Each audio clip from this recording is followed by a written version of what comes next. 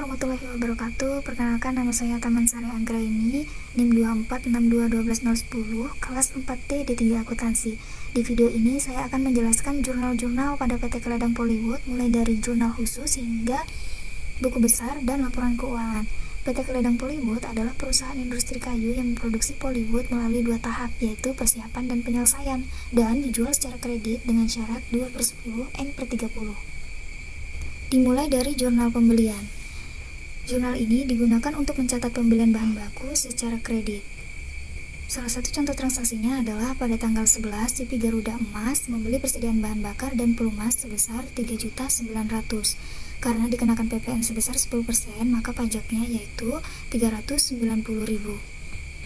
Kemudian, total utang dagang yang timbul adalah 4.290.000. Jadi, transaksi ini dicatat dengan mendebit persediaan dan PPN masukan. Yang kedua, ada jurnal penjualan.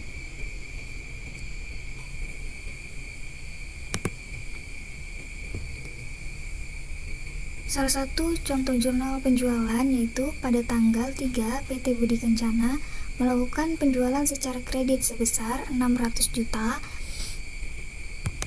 dengan PPN keluaran sebesar 10%, jumlahnya 60 juta, sehingga total piutang dagang menjadi 660 juta. Transaksi ini dicatat dengan mendebit piutang dagang dan mengkredit penjualan serta PPN keluaran. Yang ketiga, ada jurnal penerimaan kas. Setiap transaksi kas masuk akan dicatat di dalam penerimaan kas. Salah satu contoh transaksinya yaitu pada tanggal 2, PT Budi Kencana Samarinda melakukan pembayaran sebesar 159.500.000. Salah satu contoh transaksinya yaitu pada tanggal 2, PT Budi Kencana Samarinda melakukan pembayaran sebesar 159.500.000 tanpa potongan penjualan, karena ini merupakan pelunasan piutang. Maka kas bertambah di debit dan penjualan dagang berkurang di kredit. Piutang dagang berkurang karena sebelumnya transaksi ini merupakan penjualan kredit yang belum dibayar. Yang keempat, ada jurnal penerimaan kas. Contoh transaksinya yaitu pada tanggal 2, CP Garuda Emas Samarinda melakukan pembayaran utang dagang sebesar 12 juta secara tunai. Transaksi ini dicatat dengan mendebit utang dagang dan mengkredit kas. Utang dagang berkurang karena perusahaan melunasi kewajibannya kepada pemasok. Lanjut ke jurnal pemakaian bahan. Contoh transaksinya yaitu pada tanggal 1 digunakan bahan baku berupa kayu log sebesar 1.500.000. Transaksi ini dicatat dengan mengkredit persediaan bahan baku sebesar 1.500.000 dan mendebit barang dalam proses pada sesi persiapan sebagai biaya bahan baku. Hal ini menunjukkan bahwa bahan baku sudah dipakai dalam proses produksi. Lanjut, yaitu ada jurnal memorial 1 dan ada jurnal memorial 2. Jurnal memorial ini digunakan untuk mencatat transaksi penyesuaian atau alokasi biaya yang tidak masuk ke jurnal khusus. Jurnal memorial 1 berasal dari transaksi penyesuaian biasa dari buku, sedangkan jurnal memorial 2 digunakan untuk mencatat hasil alokasi biaya masing-masing bagian produksi.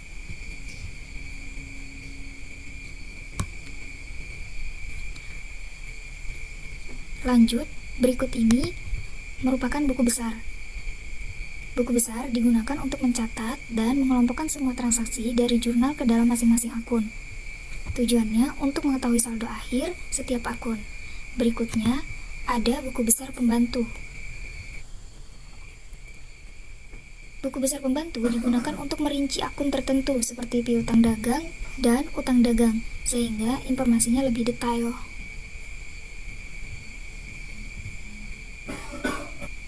Jadi, buku besar menunjukkan saldo secara umum, sedangkan buku besar pembantu memberikan rincian dari akun tersebut. Untuk merinci akun tertentu seperti piutang dan utang. Selanjutnya saya akan menjelaskan rekap biaya dan alokasi biaya overhead pabrik atau BOP. Rekap biaya digunakan untuk mengumpulkan seluruh biaya produksi seperti bahan baku, tenaga kerja langsung, dan biaya overhead. Sedangkan biaya overhead pabrik adalah biaya produksi selain bahan baku dan tenaga kerja langsung, contohnya seperti listrik dan penyusutan mesin. Kemudian, biaya overhead tersebut dialokasikan ke masing-masing bagian produksi, seperti bagian persiapan dan bagian penyelesaian. Tujuan dari alokasi ini agar setiap produk menerima beban biaya yang sesuai sehingga perhitungan biaya produksi menjadi lebih akurat. Ada neraca lajur yang berisikan dengan neraca saldo awal yang datanya diambil dari buku besar, yaitu saldo akhir masing-masing akun sebelum dilakukan penyesuaian. Setelah itu ada neraca saldo sebelum penyesuaian yang merupakan saldo awal akun sebelum dilakukan jurnal penyesuaian pada akhir periode. Lanjut, yaitu neraca saldo setelah penyesuaian, saldo akun yang sudah disesuaikan, misalnya untuk beban yang masih harus dibayar atau pemakaian bahan.